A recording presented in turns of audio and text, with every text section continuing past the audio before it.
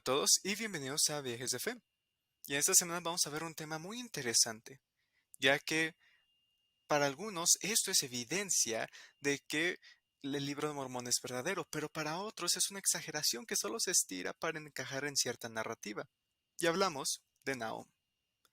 Ahora, si conoces la apología de la iglesia o si sabes inglés, es posible que ya hayas escuchado de esto demasiadas veces. Entonces, ¿qué tiene de especial Nahum? ¿Qué es Nahum y por qué es considerada una evidencia del libro de Mormón? En el texto original, enseña de una familia que es guiada por Dios para que salga de Jerusalén poco antes de ser capturada por Babilonia. Así que los primeros capítulos habla del viaje de esta familia a través del desierto en la península de Arabia. Aquí vemos un poco en cuanto a las dificultades que tuvieron, comentan que van pasando por lugares y les dan nombres. Por ejemplo, aquí dice lo siguiente en Primera de Nefi, que es el primer libro del libro de Mormón, capítulo 16 y versículo 13, que dice: Asentamos nuestras tiendas otra vez y dimos al lugar el nombre de Shazer. Entonces les dan el nombre y poco después, un integrante de esta familia llamado Ismael fallece y dice lo siguiente: Y aconteció que murió Ismael y fue enterrado en el lugar llamado Nahom. Y ya. Entonces, ¿qué de evidencia tiene esto? ¿Por qué muchos consideran que esto es evidencia? Bueno, porque uno puede decir que dice que el lugar ya se llamaba Nahom. Ellos no le pusieron el nombre. Entonces, Nahom, el libro de Mormón dice que existe un lugar llamado Nahom. Y para muchos ya encontramos este lugar. Y ahora, si lo encontramos, ¿qué chiste tiene, no? Por ejemplo, la Biblia y Jerusalén. Muchos dicen, ¡ay, existe Jerusalén! Entonces, obviamente el cristianismo es verdadero. Pero como comentaba, es como decir que el Popocatépetl existe y por eso es verdad la leyenda de un guerrero y su novia que tuvieron un amorío al estilo Romeo y Julieta y se murieron y se convirtieron en volcanes, ¿no? Entonces, un lugar y la historia que se encuentra del lugar no suelen ir muy de la mano o probar uno no prueba el otro. Así que veamos qué tiene de interesante Nahum.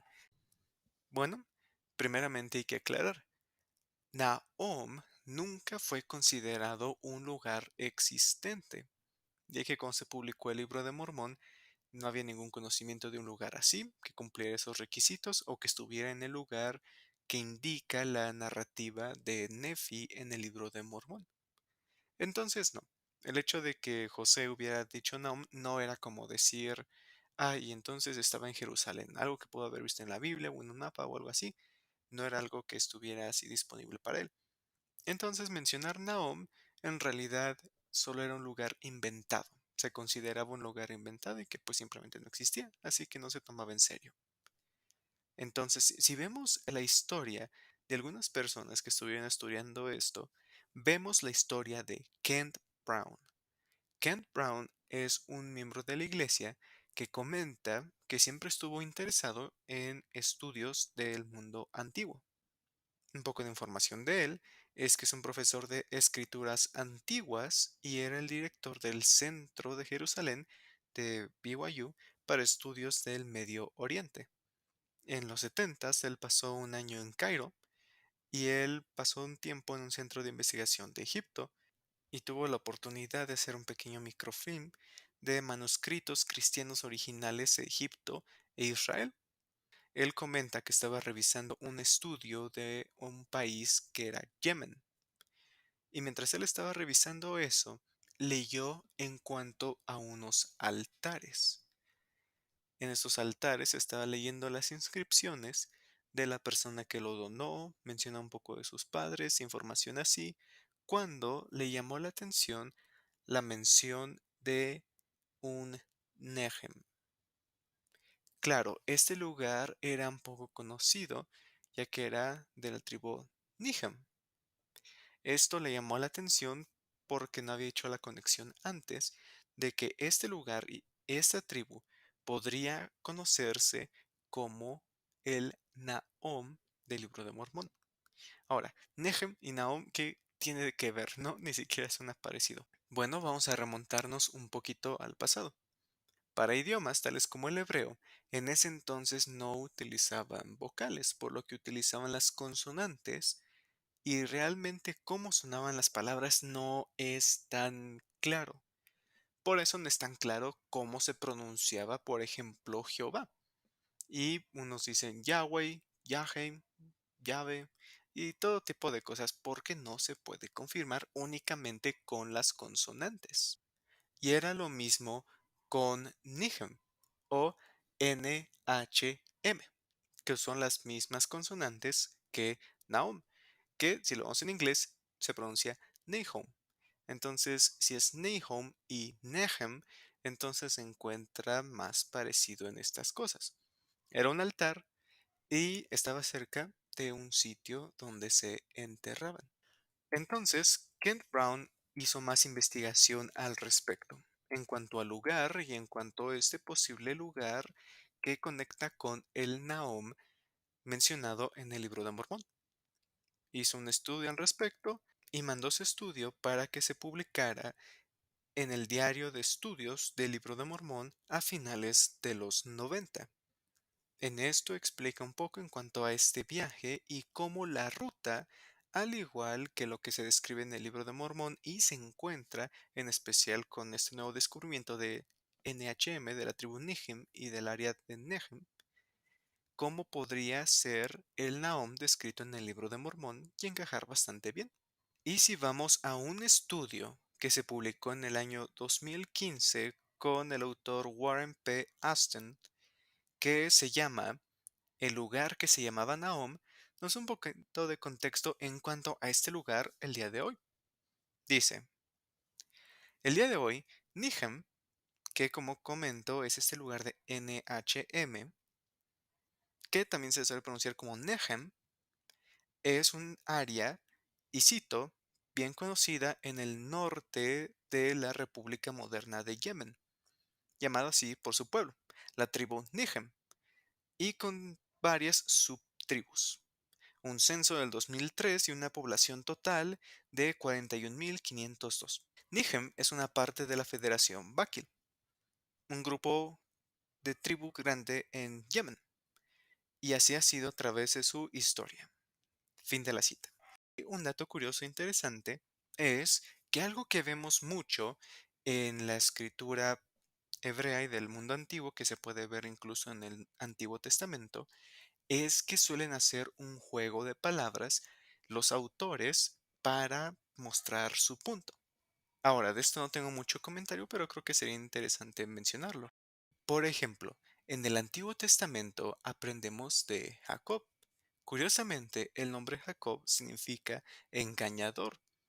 Entonces, ¿por qué este es un juego de palabras? Porque ¿qué es lo que hace Jacob cuando es joven?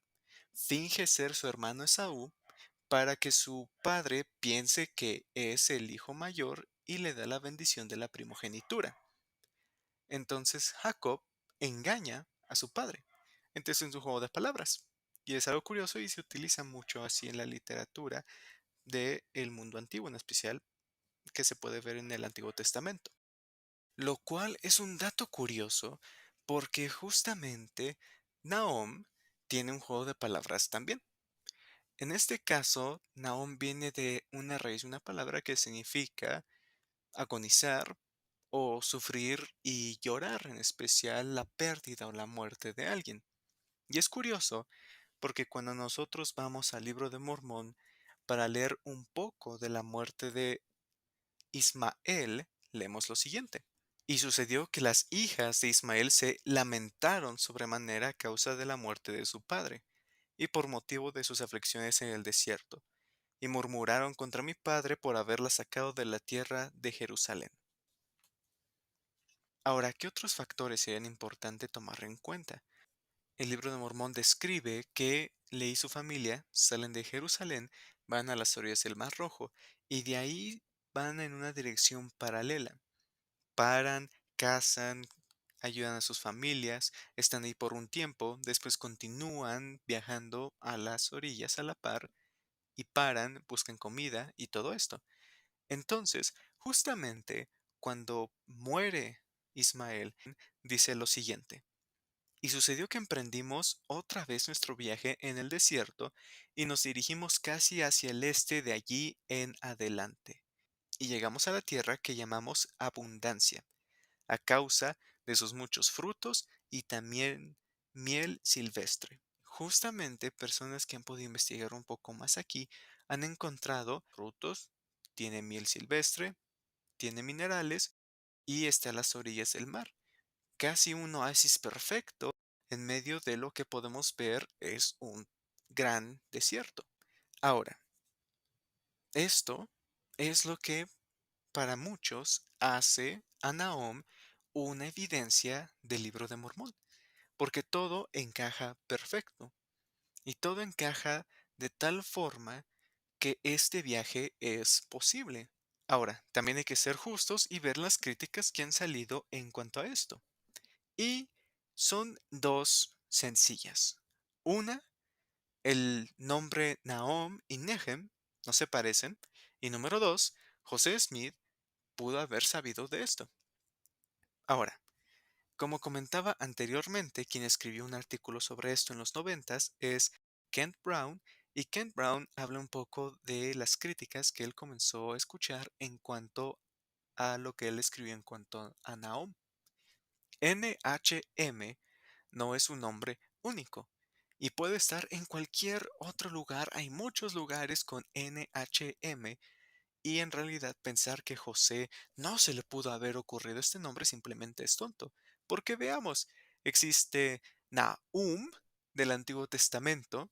Algunos señalan que incluso el amigo de un amigo de José Smith se llamaba Nahum. Entonces, si nosotros buscamos combinaciones de vocales con NHM, encontramos una infinidad de formas de pronunciarlo. Nahem, Nehem, Nihim, Nohum, Nuhum y muchas pronunciaciones. Así que Nahom solo es una de ellas y en realidad no lo hace único.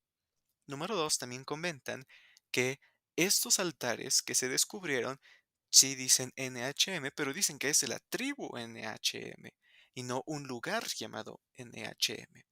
Por ende, el decir que esto es evidencia geográfica, en realidad solo es un nombre fácil de copiar, que está en la Biblia, que no es difícil de inventar y que simplemente el hecho de que habla de una tribu no se refiere a un lugar.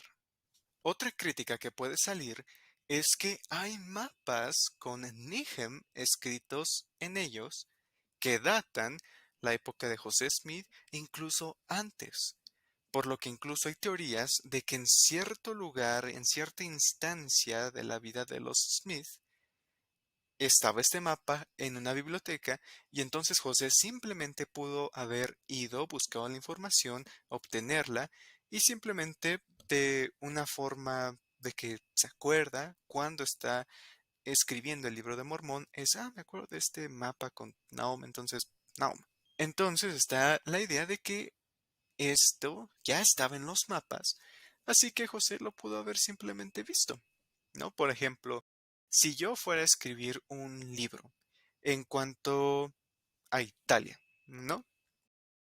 Y yo simplemente viera un mapa y dijera, mira lo que hay aquí, ¿no? Y años después voy a decir, pasaron por Roma, ¿no? Más o menos eso es lo que están diciendo en esta crítica. Y entonces, Ken Brown, que es justamente quien escribió este artículo y estaba revisando estas críticas, comenta un poco de lo que piensa. En primer lugar, en cuanto a la idea del mapa, es que sí, había mapas, pero es importante entender que estos mapas estaban en Europa, en el antiguo continente, y, por ejemplo, uno que acusan que José pudo haber tenido contacto estaba en francés y no estaba disponible en Estados Unidos. Entonces, el mapa que estaba en francés no estaría disponible allá en Estados Unidos y en inglés hasta años después de que José ya había publicado el libro de Mormón. También hay una crítica de que hay una enciclopedia en la que está el mapa y ese estaba en una biblioteca cerca de donde José Smith vivía algunos años antes de que todo esto del libro de Mormón comenzara. Entonces, Kent Brown investiga un poco más al respecto y se da cuenta de que sí, está la copia, pero el mapa no. Y curiosamente la copia con el mapa llega a ese lugar años después de que José ya publicó el libro de Mormón, incluso ya más cercano a la fecha de su muerte. Entonces, basado en esto, él considera que ese argumento pierde fuerza. Número 2. En cuanto a NHM, Nahum y otros nombres en la Biblia que tienen las mismas iniciales, muchos lugares que pueden tener NHM y que simplemente puede sonar como fuera, pues Nihim, Nahem, Nohom, ¿por qué Nahom o Nahom? Y entonces ya pierde ese sentido único, que es fácil de copiar. Y en realidad ni siquiera copiar, es un nombre de la Biblia, puedo acordarme fácilmente. Entonces en realidad no es nada del otro mundo. Ese argumento, en opinión personal, pierde fuerza cuando vemos el mapa completo. Como comentaba, cuando estamos viendo que los puntos que va marcando Nefi en su viaje a través del desierto, incluso uno en el que comenta que se rompió su arco y tuvo que hacer otro de madera, en el lugar aproximado en el que pudo haber sido se encontraban los materiales para poderlo hacer. También, cuando vamos al lugar donde se entierra a Ismael, el juego de palabras, la tribu, el lugar, y confirmamos que sí es lugar basado en los estudios y basado incluso en mapas, sí existe lugar, no solo es la tribu. Nígem. Cuando llegamos ahí y a partir de ahí vamos hacia el este y seguimos derecho, derecho, derecho, encontramos un lugar que encaja perfecto con abundancia. Incluso abundancia suena muy exagerado. ¿Cómo en medio del desierto José Smith va a decir que hay un lugar con frutos, con miel y con materiales para hacer un barco? Eso suena absolutamente tonto en medio de un desierto y aparte si eres un chavito, ¿qué referencia tienes para hacer eso? Entonces, para mí eso es lo que le da un poco de más fuerza al tema y al aspecto. Entonces, al final del día, ¿qué podemos decir en cuanto a Nahom?